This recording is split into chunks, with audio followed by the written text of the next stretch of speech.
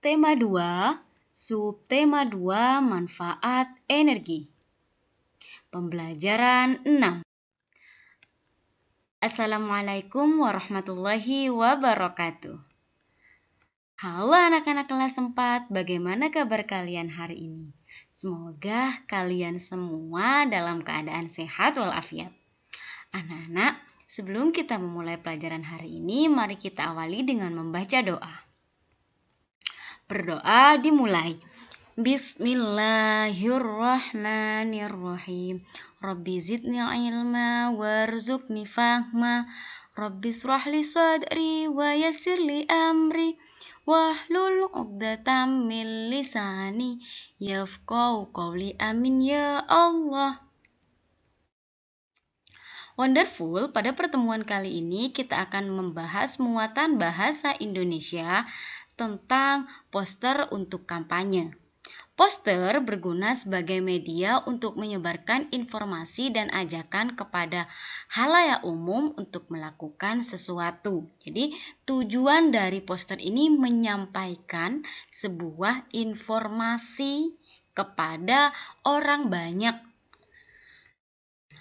Misalnya nih, kalian ingin mengajak teman untuk melakukan penghematan energi seperti contoh poster ini. Maka yang harus kalian lakukan adalah mengkampanye atau melakukan kampanye. Kampanye adalah sebuah tindakan atau usaha yang bertujuan untuk mendapatkan dukungan dari informasi yang disampaikan. Nah, jadi tujuan dari kampanye ini untuk mendapatkan dukungan ataupun nanti misalnya orang yang mengikuti kampanye itu ikut berdasarkan apa yang kita sampaikan. Nah, tujuan dari kampanye adalah mengajak pendengar untuk melakukan apa yang kita sampaikan. Ayo kita pahami dan jawab soal latihan yang ada di halaman 82. Nah, kalian bisa lihat di buku Kupas 4B kalian. Di sana ada contoh poster. Nah, yang pertama ini ya. Kita tentukan apakah poster ini termasuk ajakan menghemat energi. Ya, ini tidak termasuk ajakan hemat energi, tapi poster yang mengajak kita peduli terhadap lingkungan laut. Yang ini apakah termasuk poster hemat energi? Ya, ini termasuk poster hemat energi. Yang ini sudah pasti jelas, ini termasuk poster hemat energi. Selanjutnya, ini ada contoh poster. Kira-kira kalimat ajakan apa yang sesuai dengan poster ini? Nah, yang pertama, ayo naik sepeda ketika pergi ke tempat yang dekat. Yang kedua, mari berjalan kaki untuk menghemat energi bahan bakar. Kalian bisa menggunakan yang lain, yang penting ingat, kalimat ajakan biasanya ada kata ayo, mari, ayo matikan air kran setelah digunakan. Yang keempat, mari hemat energi untuk menghemat keuangan. Selanjutnya, menghemat air di rumah. Ini ada bacaan di halaman 83. Air bersih merupakan kebutuhan penting dalam kehidupan manusia dan makhluk hidup lainnya. Fungsi utama air yang sangat vital bagi kehidupan adalah sebagai air minum untuk memenuhi kebutuhan air di dalam tubuh. Walaupun sumber daya air mungkin cukup banyak tersedia di sekitar kita, tetapi persediaan air bersih belum tentu seimbang dengan kebutuhan air secara keseluruhan tersebut.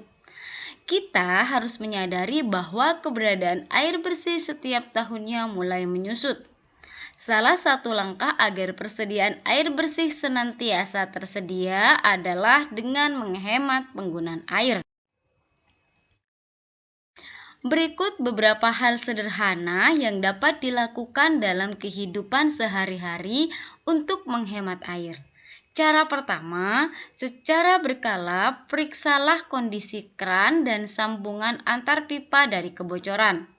Jika ditemukan kebocoran, segeralah memperbaikinya.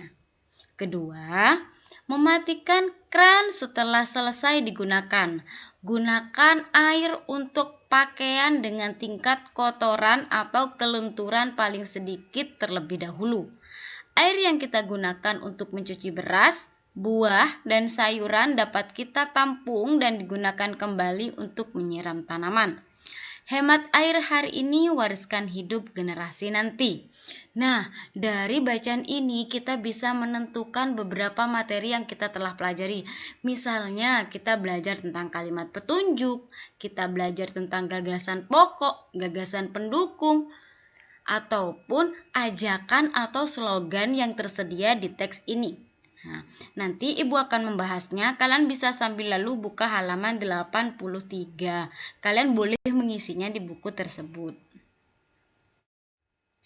Nah, yang pertama judul bacaan dari teks tadi adalah menghemat air bersih. Kemudian gagasan pokok dari paragraf pertamanya, ya, kebutuhan energi air. Dan gagasan pokok paragraf keduanya adalah cara berhemat air. Nah, kemudian yang selanjutnya adalah teks petunjuk pada bacaan. Nah, kita bisa menemukan teks petunjuknya tersebut di paragraf kedua, yaitu yang pertama, secara berkala periksalah kondisi kran dan sambungan antar pipa dari kebocoran. Nah, urutan kedua, biasakan mematikan kran bukan hanya setelah selesai digunakan, tetapi justru pada saat kita sedang menggosok gigi atau mencuci piring. Yang ketiga, gunakan air untuk pakaian dengan tingkat kekotoran atau kelunturan paling sedikit terlebih dahulu. Dan yang keempat, air yang kita gunakan untuk mencuci beras, buah, dan sayuran dapat kita tampung dan digunakan kembali untuk menyiram tanaman. Nah, selanjutnya yang terakhir adalah slogan pada bacaan. Slogan pada bacaan ini adalah hemat air, menyelamatkan lingkungan. Ini bisa kalian lihat di bagian akhir kalimat pada cerita. Selanjutnya kita akan membahas muatan SBDP, yaitu alat musik pengiring lagu. Pernahkah kamu bernyanyi sambil memainkan alat musik? Banyak sekali alat musik yang dapat kita gunakan sebagai pengiring lagu. Salah satunya adalah alat musik ritmis. Alat musik ritmis digunakan sebagai alat musik pengiring.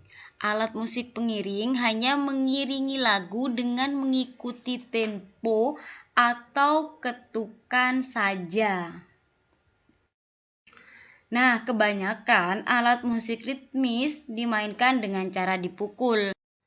Contohnya ada drum, ada rebana, ada marakas, dan ada gendang. Nah, di sini ketiga alat musik ini dipukul cara memainkannya, kecuali marakas yang berwarna-warni itu digoyangkan cara memainkannya. Nah, ini adalah contoh-contoh dari alat musik ritmis. Nah, anak-anak, sekarang kita akan melanjutkan belajar menentukan manakah alat musik yang termasuk musik ritmis. Nah, jadi nanti ada gambar yang akan Ibu sajikan. Gambar ini juga bisa kalian lihat di buku Kupas 4B halaman 85. Yang pertama ada alat musik rebana. Apakah ini masuk alat musik ritmis? Ya. Kemudian ada marakas, termasuk alat musik ritmis? Ya. Selanjutnya ada tamborin, apakah ini termasuk alat musik ritmis? Ya. Dan yang keempat ada gitar, apakah ini termasuk alat musik ritmis? Tidak. Kemudian ada triangle. Nah, apakah ini termasuk alat musik ritmis? Jawabannya iya. Kemudian ada yang tahu ini alat musik apa? Ini disebut trompet. Apakah termasuk alat musik ritmis? Tidak. Kemudian yang ini gendang termasuk alat musik ritmis? Iya. Dan yang terakhir ada piano. Apakah ini termasuk alat musik ritmis? Tidak. Nah, anak-anak, itu dia materi kita hari ini. Terima kasih telah menyimak videonya. Sampai jumpa pada video selanjutnya. Wassalamualaikum warahmatullahi wabarakatuh.